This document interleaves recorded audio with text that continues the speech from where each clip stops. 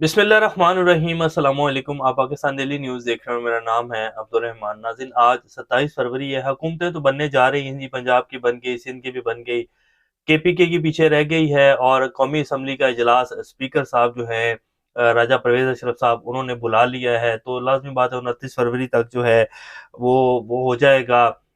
Speaker का भी इंतखाब हो जाएगा और उसके बाद वज़ीर-ए-आज़म शहबाज शरीफ साहब बनने जा रहे हैं। क्या ये हुकूमत जो बनने जा रही है, ये पाकिस्तान को सँभाल पाएगी, ये पाकिस्तान को इस्तेहकाम की तरफ लेके जा सकेगी? तो ये बहुत बड़ी भूल है जी। हमारे जो कुछ करता-धरता लोग हैं, जो इनको लाने वाले हैं।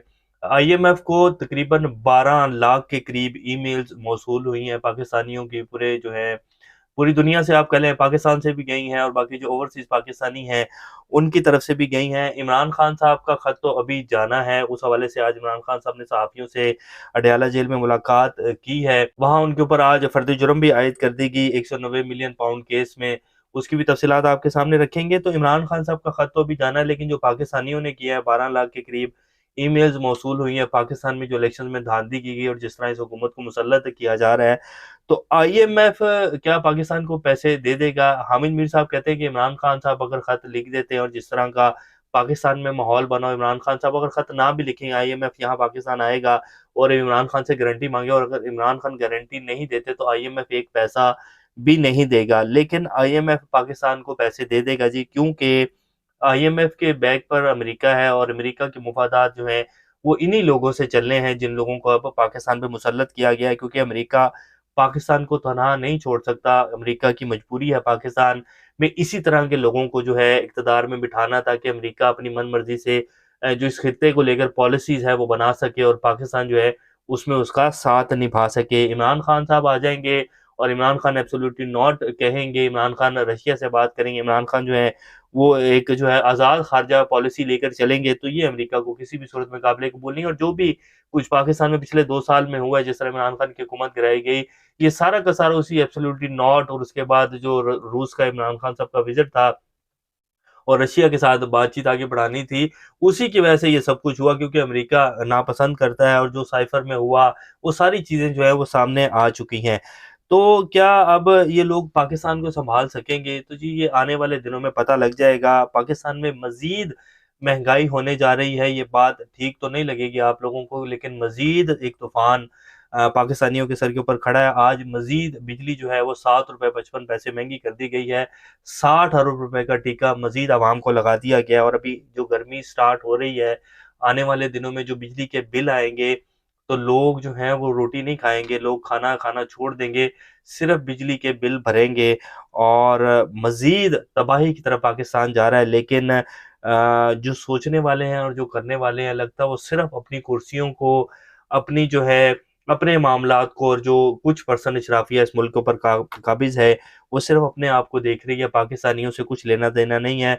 सिर्फ़ जो है जज़्बाती बयानात, और जैसे कि मरीम नवाज़ी साहब ने कहा कि मैं अपोज़िशन को वेलकम करती हूँ, तकरीर में तो उन्होंने कह दिया, लेकिन अपोज़िशन जो इमरान खान साहब की जमात है, सुन्नी इत्तेहाद काउंसिल, उनको अंदर तक नहीं आने दिया और उनके लोगों को जो है गैलरी में नहीं जाने दिया। उनके जो मियाँ असलम इकबाल को नामज़द किया गया था, उनके लिए गिरफ्तारियों के छापे मारे गए। आज मलिक अहमद खान साहब ने जो है पंजाब के सहाफ़ियों को एक इस्तकबालिया डिनर दिया, लेकिन इमरान रियाज़ खान के साथ जो किया जा रहा है, एक और सहाफ़ी असद तूर जो हैं, उनको 24 घंटे हो गए हैं, एफआईए ने गिरफ्तार कर लिया है, क्योंकि उन्होंने काज़ी फ़ाइज़ ईसा साहब के ऊपर तनकीद की थी। और वो तनकीद जो थी वो भी आपके सामने रखेंगे। और कुछ अहम अपडेट्स हैं। इमरान खान साहब और सुन्नी इत्तेहाद कौंसिल को जी मखसूस नशिस्तें नहीं दी जा रही और ये नहीं दी जाएँगी। उस हवाले से आज जो इजलास हुआ इलेक्शन कमीशन का, वो भी आपके सामने रखेंगे। इससे पहले अगर आप लोगों ने चैनल को सब्सक्राइब नहीं किया, तो रेड बटन को प्रेस कर लें और बेल आइकॉन को भी प्रेस कर लें, ताकि लेटेस्ट अपडेट्स आप लोगों को मिलती रहें और ये जो हमारा ताल्लुक है ऐसे ही जुड़ा रहे। सबसे पहले जी असद तूर के ऊपर आ जाते हैं, ये उनकी तस्वीर भी आपकी स्क्रीन के ऊपर चला देते हैं। ये जी ब्लॉगर हैं और सहाफ़ी भी हैं। इन्होंने काज़ी फ़ाइज़ ईसा साहब के ऊपर पिछले 1 से डेढ़ माह के अंदर काफ़ी तनकीद की और पूरे पाकिस्तान में तनकीद हुई है।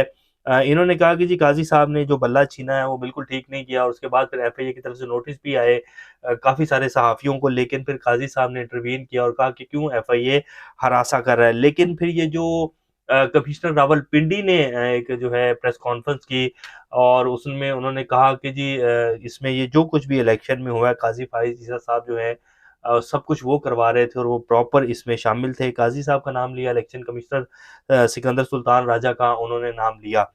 तो उसके बाद फिर जो है असदुर ने कहा कि जी, जैसे ही इलेक्शन कमीशन ने प्रेस कॉन्फ्रेंस की तो काज़ी साहब जो है उन्होंने अपने कुछ जजेस, साथी जजेस को व्हाट्सएप किए, वो अपने व्हाट्सएप का फॉरेंसिक करवाएं तो पता लग जाएगा कि जो इलेक्शन कमिश्नर रावलपिंडी कमिश्नर के इल्ज़ामात थे वो दुरुस्त थे या नहीं थे। और काज़ी साहब जो हैं, आपने देखा कि वो फ़ौरन से मीडिया के एक नुमाइंदे को बुलाया और उन्होंने बाकायदा उसके ऊपर अपना स्टांस भी दिया कि जी ये बिल्कुल गलत बयानी कर रहे हैं, झूठे बयानात दे रहे हैं। हालाँकि काज़ी साहब को ये बिल्कुल भी आईन और कानून इस चीज़ की इजाज़त नहीं देता।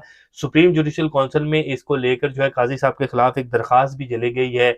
एक लाहौर के वकील हैं, उन्होंने दरख़्वास्त दी है कि काज़ी साहब ने अपने आईन और कंडक्ट की खिलाफ वर्जी की है, इनके खिलाफ कार्रवाई होनी चाहिए। उनकी दरख़्वास्त को नंबर तो अभी नहीं लगा, लेकिन सुप्रीम जुडिशल काउंसिल में एक कार्रवाई जो है वो दरख़्वास्त जो है वो चली गई है उनके लेकर। तो काज़ी साहब ने जी उनको, अब ये असदुर साहब का वीडियो बयान है जिसमें उन्होंने बाकायदा आज ये कहा है एफआईए में, जब उनको अदालत में आज सामने पेश किया गया तो उनको, उन्होंने मीडिया से बात करते हुए कहा कि जी काज़ी साहब जो है उनका शुक्रिया अदा करूँगा कि उन्होंने ये मेहरबानी की है। उन्होंने बिल्कुल वाज़िया तौर के ऊपर जो है ये कह दिया। इसी तरह हामिद मीर साहब ने कहा कि आइन की खिलाफ वर्जी करने वाले बाजवा को हथकड़ी लगी, ना फैज़ाबाद धरना केस वाले फैज़ को।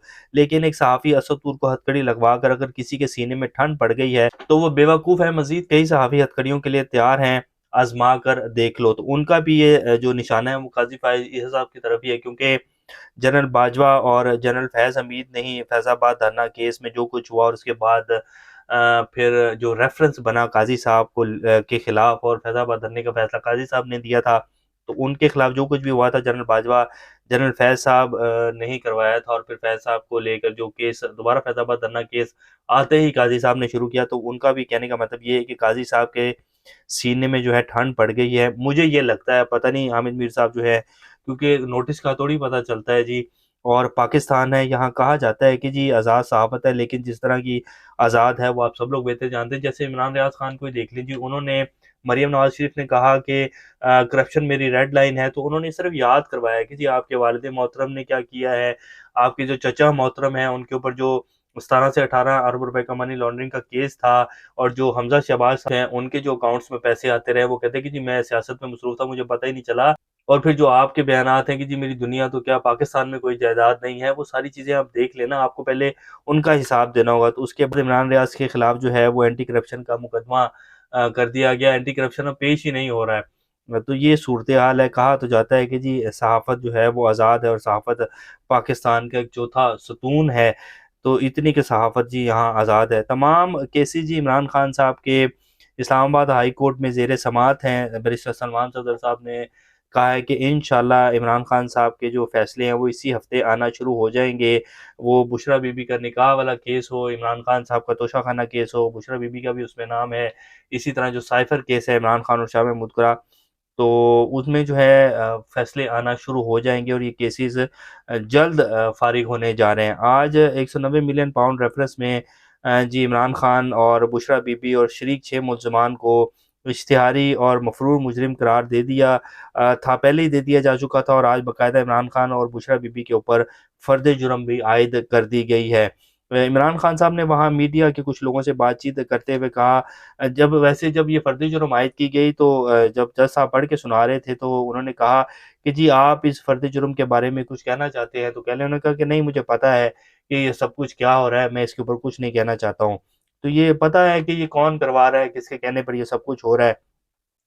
इमरान खान साहब से आज जब सहाफ़ियों ने वहाँ बातचीत हुई तो उन्होंने कहा कि जी आईएमएफ को ख़त भेज दिया है क्या आप लोगों ने? तो उन्होंने कहा कि ख़त डिक्टेट करवाने के बाद से अब तक पार्टी रहनुमाओं से मुलाकात नहीं हुई। मैं यहाँ से ख़त लिखकर जो है कोई भी चीज़ लिखकर बाहर नहीं भेज सकता। मैंने सिर्फ़ बताना है अपने लोगों को, उन्होंने लिखकर जो है वो सेंड करना है। आज पार्टी रहनुमाओं से मुलाकात होगी जिसके बाद ख़त के बारे में इल्म होगा। पार्टी रहनुमाओं से मुशावरत के बाद आज आईएमएफ को ख़त भेज दिया जाएगा। और इमरान खान साहब जो हैं वो बिल्कुल भी पीछे हटने को तैयार नहीं है। उनको बाकायदा ये ऑफ़र दी गई है कि जी आपको डयाला जेल से बनीगाला शिफ्ट कर दिया जाता है। आप खामोश होकर बैठ जाओ, निज़ाम को चलने दें। तो उन्होंने कहा कि नहीं, ये बातें तो आप करें ही मत। आप जो अवाम का मैंडेट चोरी किया गया है वो वापस करें। इसके अलावा मुझसे किसी किस्म की कोई बात जो है मैं ना करूँगा, ना मैं करने के लिए तैयार हूँ। सदर आरिफ अलवी साहब के हवाले से उन्होंने कहा कि उन्होंने बिल्कुल ठीक किया है कौमी असम्बली का इजलास ना बुलाकर। पार्टी जीती हुई है मगर हमें मखसूस नशिस्तें नहीं दी जा रही हैं, तो वो क्यों इजलास बुलाएँ? वो आइन और उसके मुताबिक जो है चल रहे हैं। फिर उन्होंने ये भी कहा कि जी हमारे ऊपर कितना ज़ुल्म किया गया पिछले 2 साल में, लेकिन क्या पार्टी ख़त्म हो गई? बल्कि हम मज़ीद मज़बूत हो गए, हम और हमारी पार्टी। और हफ़्ते वाले दिन जो है तमाम जितने भी हमारे जितने भी मेंबरान हैं सूबाई असम्बली के और कौमी असम्बली के, उनको कह रहा हूँ कि जी आप हफ़्ते के दिन एक पुरअमन एहतजाज करें इलेक्शन में जो धांधली की गई है। पीपल्स पार्टी, नून लीग और एमक्यूएम ने जी सुन्नी इत्तेहाद कौंसिल की मखसूस नशिस्तें जो उनको दी जा रही थी उसकी मुखालफत कर दी और आज सब के सब जो हैं वो इलेक्शन कमीशन पहुँच गए हैं। वहाँ का जो इजलास हुआ उसकी तफसीलात अब आपके सामने रख देते हैं। पीपल्स पार्टी, मुस्लिम लीग नून और एमकेएम ने सुन्नी इत्तेहाद कौंसिल को मखसूस नशिस्तें देने की मुखालफत कर दी और सुन्नी इत्तेहाद कौंसिल को पार्लिमानी जमात डिक्लेयर ना करने की भी सदा की। इलेक्शन कमीशन में आज़ाद अरकान की सुन्नी इत्तेहाद कौंसिल में शमूलियत और मखसूस नशिस्तों की अलाटमेंट से मुतल्लिक दरखास्त पर समाअत हुई।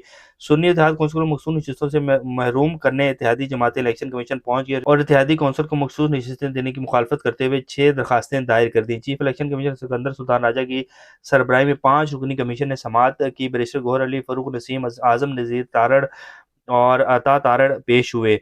खालिद मकबूल सिद्दीकी ने सुन्नी इत्तेहाद कौंसिल के अरकान को मखसूस नशिस्तें ना देने की दरखास्त दायर की। सुन्नी इत्तेहाद कौंसिल में शमूलियत और बयान हल्फी के रिकॉर्ड की फरहमी की दरखास्त पर भी समाअत हुई। सुन्नी इत्तेहाद कौंसिल को पार्लिमानी जमात डिक्लेयर ना करने की सदा की गई और कहा गया कि सुन्नी इत्तेहाद कौंसिल को भी एक और कहा कि सुन्नी इत्तेहाद कौंसिल की अपनी एक नशिस्त भी नहीं अवाम मुस्तरद कर चुकी है। तो ये कह रहे हैं कि जी जब वो जमात जीती नहीं है तो उनको किस लिए मखसूस नशिस्तें दी जा रही हैं, बल्कि ये जितनी भी बाकी मखसूस नशिस्तें हैं, पीएमएलएन तो कह रही है कि ये सारी मखसूस नशिस्तें हमें दे दें और बाकी सारी जमातें कह रही हैं कि जी कद्दू तो कट ही रहा है तो चलो सब में थोड़ा-थोड़ा बाँटा जाए, पीएमएलएन को ना दिया जाए। तो आप ये देखेंगे कि मुश्किल ही है कि दी जाएँ और अगर दी भी जाएँगी तो 2 या 4 सीटें दे दी जाएँगी ताकि ज़्यादा भी शोर ना पड़े। लेकिन जितनी बनती हैं वो उतनी सीटें उनको नहीं दी जाएँगी और ये भी हो सकता है कि ना ही दी जाएँ। पाकिस्तान है, यहाँ कौन पूछता है कि जी आइन है, कानून है। जब आपका काज़ी ही खामोश होकर बैठा हो और वही सुनने को तैयार ना हो, उसकी आँखें और कान बंद हों, पाकिस्तान में इतनी बड़ी धांधली हुई, पूरी दुनिया का मीडिया चीख रहा है, हमारा काज़ी और हमारी जो आला अदलिया है वो खामोश होकर बैठी हो, तो फिर तो कोई मसला ही नहीं है। फिर तो सब रावी जो है वो सुख चैन ही लिख रहा है। आप समझें, फिर किसने पूछना है जब आइन ही खामोश है और आइन के रखवाले बेसिकली खामोश हैं। आइन तो बेचारा चीखे मार रहा है। आइन के रखवाले खामोश हों तो फिर किसने पूछना है कि क्या हो रहा है। तो ये जी इस टाइम की ताज़ा तरीन कुछ सूरत हाल है। अल्लाह पाकिस्तान का हमें नासुर, अपना और का ख्याल रखिएगा। अल्लाह हाफ़िज़।